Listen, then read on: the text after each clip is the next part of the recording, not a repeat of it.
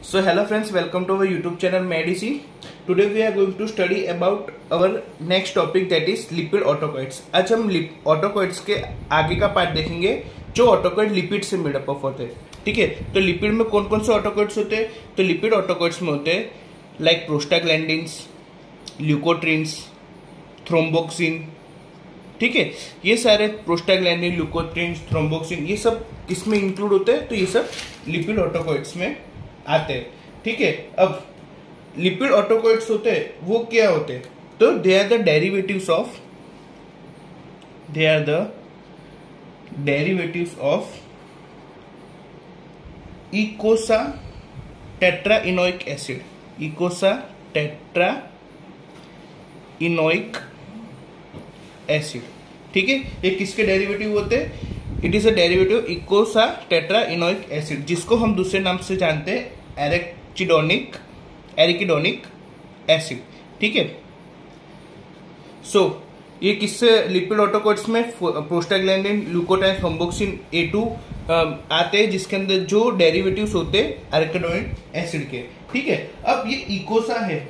इकोसा का मीनिंग क्या होता है कि ये जो होते हैं वो 20 कार्बन चेन के होते हैं. और टेट्रा का मतलब क्या है कि इनके अंदर 4 डबल बॉन्ड्स होते हैं. ठीक है, इनके अंदर क्या होते हैं? 4 डबल बॉन्ड्स. ये 4 डबल बॉन्ड से और 20 कार्बन रिंग से बनेले होते हैं. ठीक है, अब हम देखेंगे कि ये सिंथेसाइज कैसे होते हैं. प्रोस्टाग्लैंडिन, ल्यूकोट्राइन सब सिंथेसाइज कैसे होते हैं, कहाँ से होते हैं और इनका क्या रोल है. ठीक है, तो जैसे कि मान लो कि ये आपकी सेल मेम्ब्रेन है. ठीक है, सेल मेम्ब्रेन है. अब सेल मेम्ब्रेन में हमारे सेल मेम्ब्रेन किससे बनी होती है? Lipid bilayer. अब हमारे सेल मेम्ब्रेन में फोस्फोलिपिड से बनी होती है. ठीक है, अब उसमें ड्यूरिंग एनी इंजरी, जब हमारी कोई इंजरी हुई हमारे सेल मेम्ब्रेन में, तब एक एंजाइम रिलीज होता है डेट इज फोस्फोलाइपेज A2. ये एंजाइम क्या करेगा? फोस्फोलिपिड को किस में कन्वर्ट करेगा? एरिचिडोनिक एसिड में. A for arachidonic acid. फिर ये एरिचिडोनिक एसिड है वो 2 पार्ट में डिवाइड होगा. ठीक है, एक होता है कॉक्स साइक्लोऑक्सीजिनेस पाथवे और एक होता है लॉक्स जो लाइपोऑक्सीजिनेस पाथवे होता है. हमारे जो कॉक्स होता है, कॉक्स आगे कन्वर्ट किस में होता है? PGH2 मीन्स कॉक्स किस में कन्वर्ट होगा? प्रोस्टाग्लैंडिन्स H2 में. और बाकी लॉक्स होगा वो किस में कन्वर्ट होगा? ल्यूकोट्रिन्स में. ठीक है, leukotriene B4, C4, D4 etcetera में. ठीक है, अब ये जो प्रोस्टाग्लैंडिन्स H2 बना ये आगे जाके किस में कन्वर्ट होगा? तो ये कन्वर्ट होगा थ्रोम्बोक्सिन A2, PGI2 ने PGF2 अल्फा, PGD2, PGE2 ये सब में कन्वर्ट होगा. ठीक है, थ्रोम्बोक्सिन A2 और PGI2 ये दोनों का जो इफेक्ट होता है वो ऑपोजिट होता है. थ्रोम्बोक्सिन A2 क्या करेगा? ये प्लेटलेट का एग्रीगेशन करेगा. ये प्लेटलेट का एग्रीगेशन करेगा और जो PGI2 होगा प्लेटलेट के एग्रीगेशन को इनहिबिट करेगा. ठीक है, तो अपने ऐसे याद रख सकते ए फॉर एग्रीगेशन इफेक्ट और आई PGI2 मतलब इनहिबिट करेगा वो प्लेटलेट के एग्रीगेशन को. ठीक है, ये जो थ्रोम्बोक्सिन A2 होता है वो हमारे प्लेटलेट्स में प्रेजेंट होता है और ये PGI2 होता है वो हमारे एंडोथेलियल सेल्स में प्रेजेंट होता है. और ये जो PGF2 अल्फा, D2, E2 ये अदर सेल्स में प्रेजेंट होते हैं. ठीक है, अब ल्यूकोट्राइन B4, C4, D4. अब इसमें जो ल्यूकोट्राइन B4 होता है, ठीक है, ये रिस्पॉन्सिबल होता है फॉर कीमोटैक्सिस. ये किसके लिए रिस्पॉन्सिबल होता है? कीमोटैक्सिस. और ल्यूकोट्राइन C4, D4, ठीक है, ये जो ल्यूकोट्राइन्स होते हैं वो किसके लिए रिस्पॉन्सिबल होते हैं? तो ये रिस्पॉन्सिबल फॉर ब्रोंको कंस्ट्रिक्शन. ये क्या कराते हैं? ये ब्रोंकस का कंस्ट्रिक्शन करवाते हैं. ठीक है, दूसरे इसके अंदर इसका क्या फंक्शन है कि दे आर SRSA. SRSA मतलब slow reacting substance for anaphylaxis. Means ये क्या करेंगे, दे कॉसेस एलर्जिक रिएक्शन, और एनाफाइलेक्सिस ये ल्यूकोट्राइन्स कॉज करते हैं। ठीक है, अब इसके अंदर हम देखेंगे कि ये जो पाथवे हुआ, अब इसमें कौन कौन से जो ड्रग्स होते हैं वो इंक्लूड होते हैं। ठीक है, कौन कौन से ड्रग इस पाथवे को इनहिबिट्स करते हैं। तो पहला, जैसे कि हम जानते हैं कि फोस्फोलिपिड से एराकिडोनिक एसिड बना, ठीक है, तो इसका ये जो फोस्फोलाइपेज एंजाइम है, इसको इनहिबिट जो करता है वो ड्रग्स कौन से होते हैं, तो दैट आर स्टीरॉइड्स। ठीक है, अगर देखो ये जो कॉक्स पाथवे, ये प्रोस्टाग्लैंडिन जो बना, प्रोस्टाग्लैंडिन का क्या फंक्शन होता है, मतलब वो क्या क्या करते हैं, कॉसेस फीवर, पेन।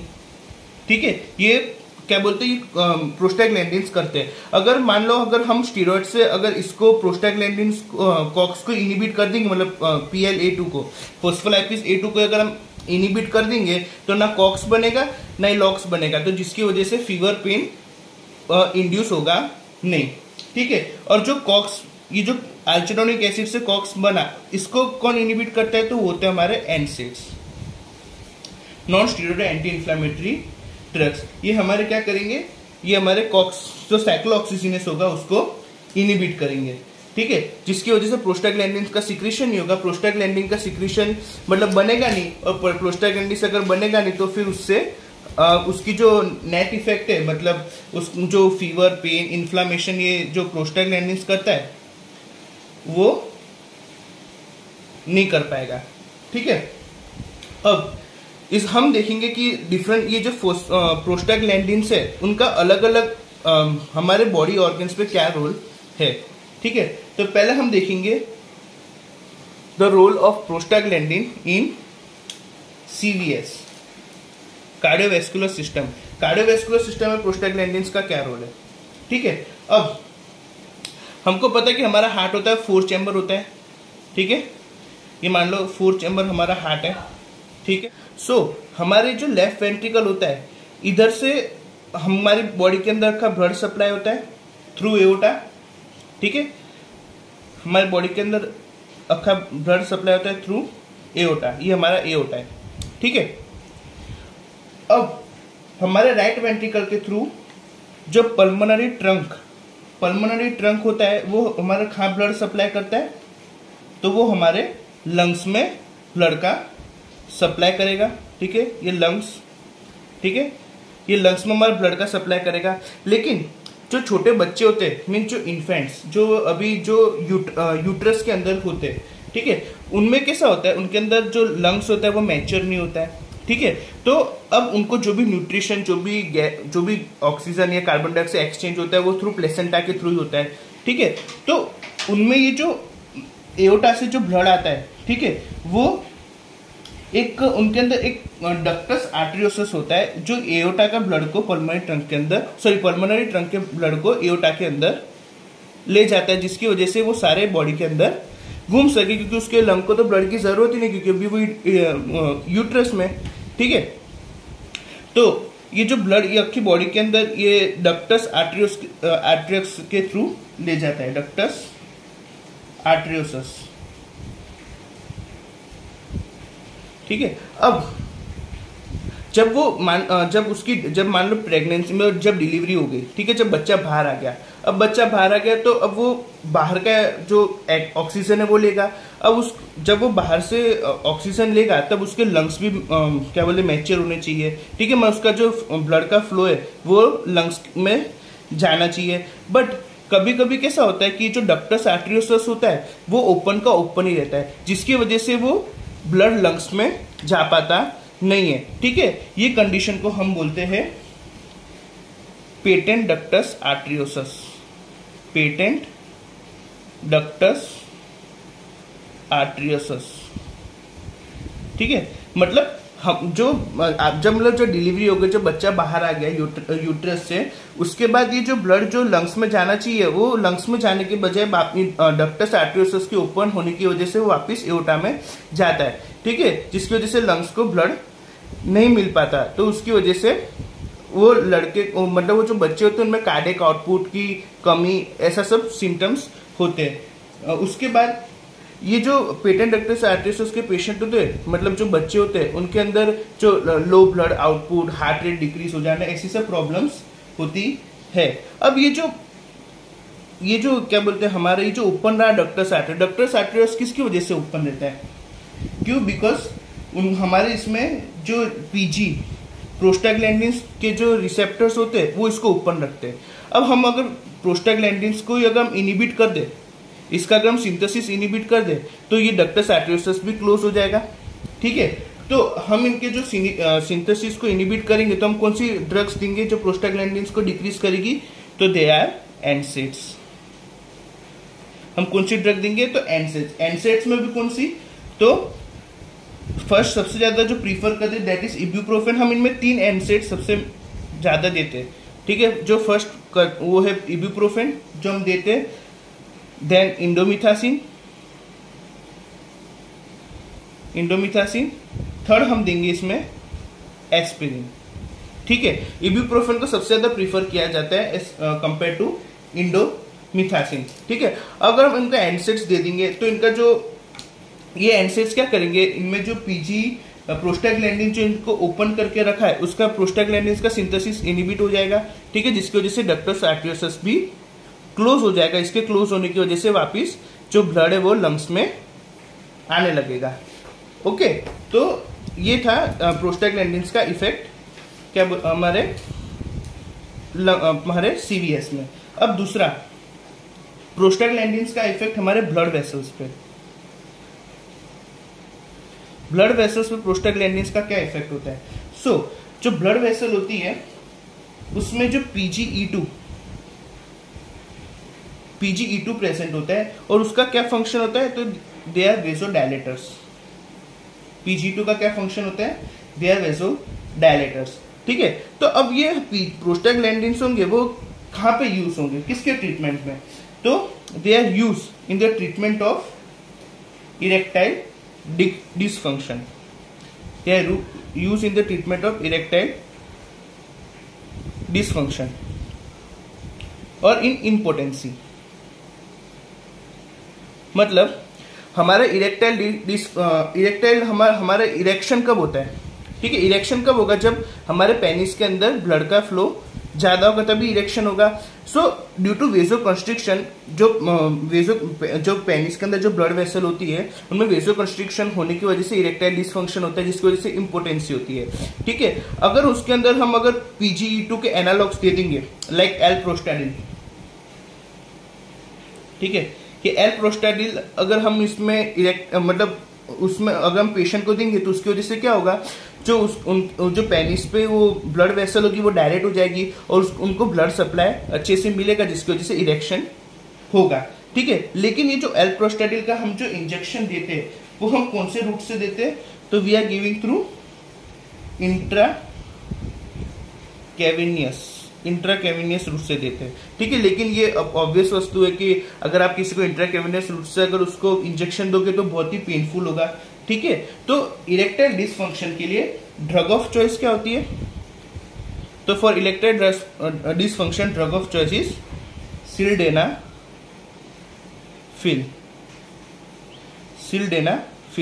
ठीक है, ये सिल्डेनाफिल होती है जो क्या बोलते हैं किसके लिए होती है? इरेक्टाइल डिसफंक्शन के लिए ड्रग ऑफ चॉइस होती है। अब हम देखेंगे आगे कि इसका क्या रोल है प्रोस्टाग्लैंडिन का हमारे गैस्ट्रिक म्यूकोसा पे, गैस्ट्रिक पे, मतलब हमारे स्टमक, हमारा जो गैस्ट्रिक होता है स्टमक, उस पर इसका क्या रोल है। ठीक है, ठीक है, तो मान लो ये हमारा GIT है। अब हमारी स्टमक की वॉल किससे मेडअप अप होती है? म्यूकोसा से। जो हमारे प्रोस्टाग्लैंडिन होते हैं वो क्या करेंगे? हमारे स्टमक के अंदर HCl का प्रोडक्शन को डिक्रीज करेंगे। जो हमारी म्यूकोसा की वॉल होती है उसको मतलब उसके वॉल की जो थिकनेस है, मतलब उसको प्रोटेक्टिंग जो कवर होती है उसको इंक्रीज करेंगे, बाइकार्बोनेट का प्रोडक्शन को इंक्रीज करेंगे। ये सब काम हमारे प्रोस्टाग्लैंडिन के होते हैं। अब अगर किसी पेशेंट है जिसको एनसेड्स इंड्यूस पेप्टिक अल्सर हुआ है, एनसेड्स इंड्यूस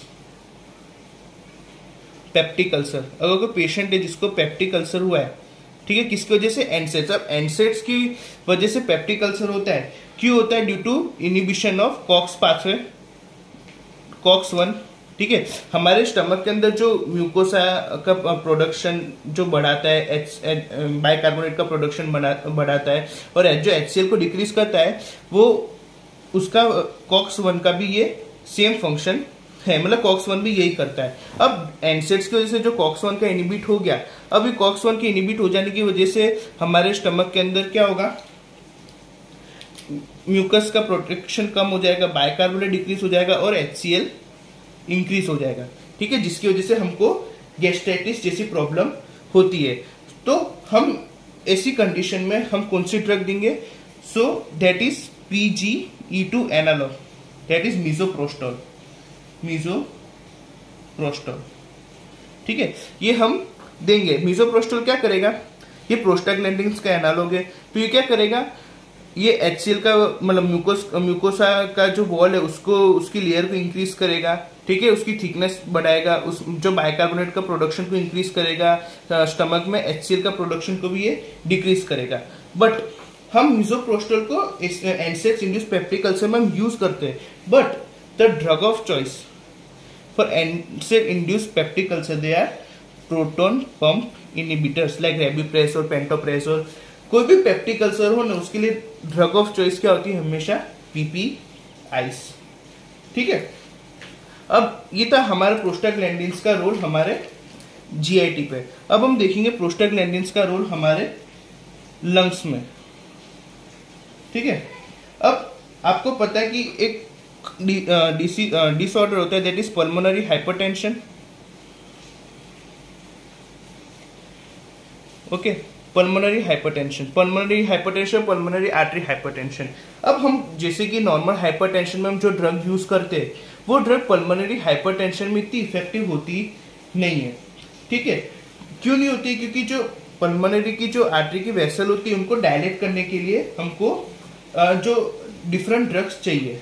अब उनके आर्टरीज में PGE2 और PGI2, ठीक है, ये प्रेजेंट होते हैं। अगर हम इनके एनालॉग्स देंगे, मतलब इनके जो एगोनिस्ट देंगे, अगर हम इनके एगोनिस्ट देंगे तो उसकी वजह से क्या होगा, पल्मोनरी आर्टरी डायलेट हो जाएगी।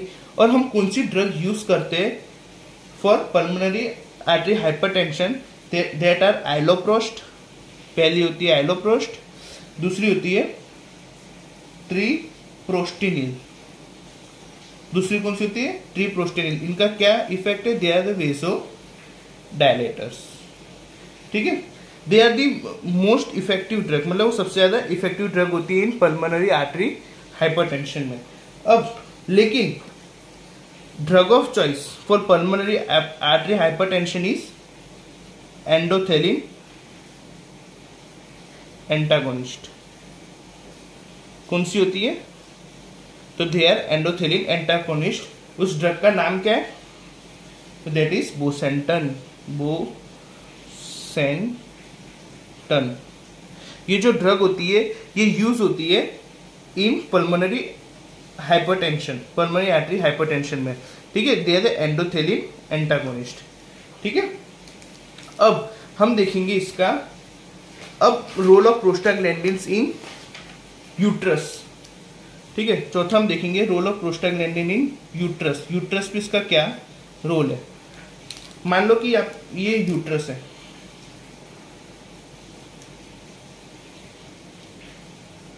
ठीक है, ये यूट्रस है। अब जो यूट्रस के जो अपर साइड होती है ना, इधर प्रोस्टाग्लैंडिन E2 के रिसेप्टर्स प्रेजेंट होते हैं, ठीक है। उनका क्या फंक्शन होता है, तो उनका फंक्शन ये होता है, तो दे कॉन्ट्रैक्ट यूट्रस, वो क्या करेंगे, यूट्रस को कॉन्ट्रैक्ट करेंगे। और जो यूट्रस का ये जो नीचे वाला भाग है, उधर प्रोस्टाग्लैंडिन्स E1 प्रेजेंट होता है, ठीक है। इनका क्या एक्शन है, इनका उल्टा एक्शन है इसका, दे रिलैक्स फ्रॉम लोअर साइड। वो नीचे से क्या करेंगे, जो ऊपर था वो कॉन्ट्रैक्ट करेगा, लेकिन नीचे वाला रिलैक्स करेगा, ठीक है।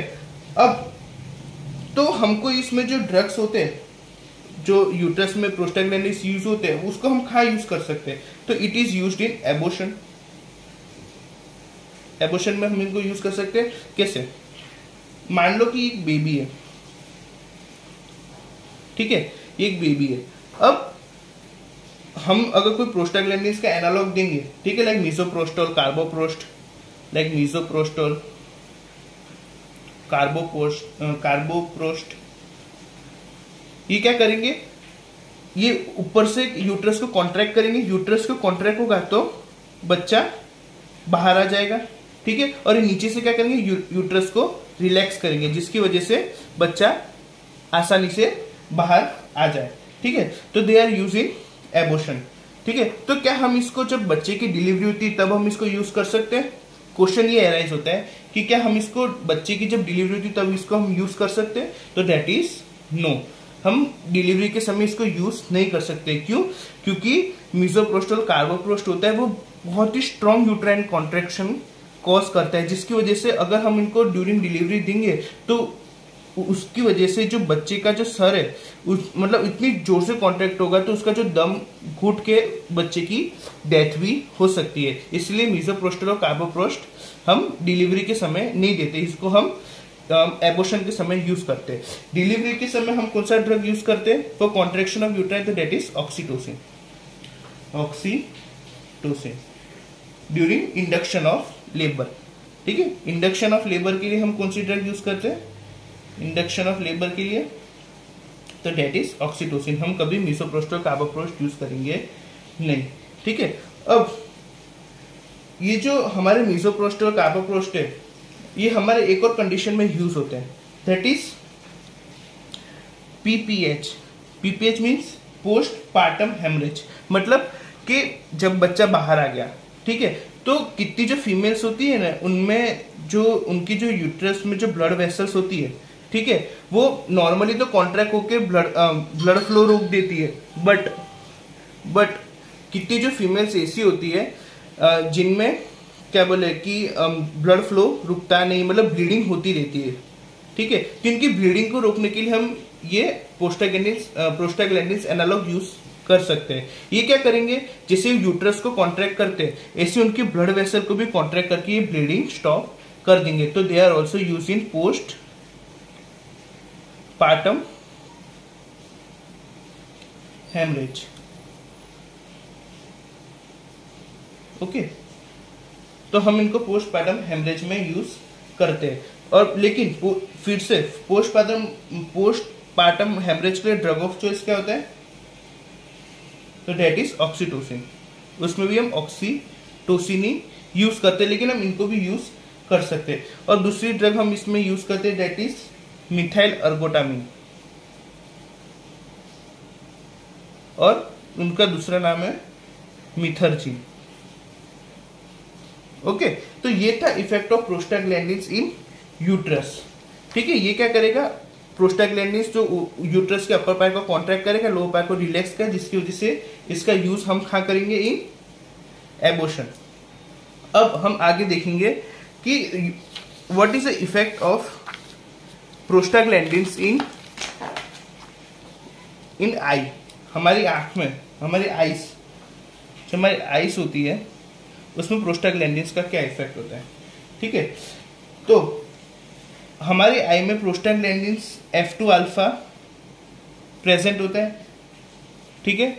ये क्या करेगा, they causes increase in uveoscleral outflow, uveoscleral outflow को इंक्रीज करेगा, ठीक है। तो मीन्स ये क्या करेगा, जब ये यूवियोस्क्लेरल आउटफ्लो को इंक्रीज करेगा तो ये जो हमारे जो ग्लोकोमा होता है, जो ओपन एंगल ग्लोकोमा, ठीक है, उससे क्या होगा, फ्लूइड ड्रेन होगा तो उसके अंदर जो इंट्राऑक्यूलर प्रेशर है वो डिक्रीज हो जाएगा, ठीक है। सो बिकॉज ऑफ दिस जो PGF2 अल्फा का जो एनालॉग होता है that is a drug of choice in primary open angle glaucoma. Primary open angle glaucoma के लिए ड्रग ऑफ चॉइस होते हैं, ठीक है। और उनके एनालॉग का, उसके एनालॉग का क्या नाम है? तो दैट इज लैंटेनोप्रोस्ट।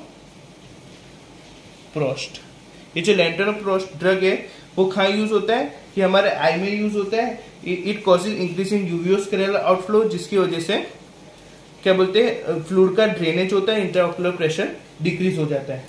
ओके, अब इसके साइड इफेक्ट्स क्या है, कभी कभी कॉम्पिटिटिव एग्जाम में पूछ लेते हैं इनके साइड इफेक्ट। तो इनके साइड इफेक्ट हम याद रख सकते हैं PGEF से, लाइक पिगमेंटेशन,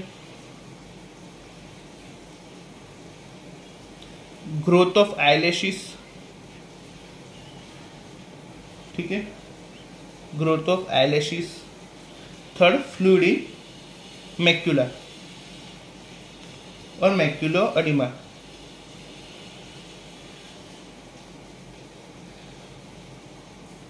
ओके, तो ये था effect of prostaglandin in eyes.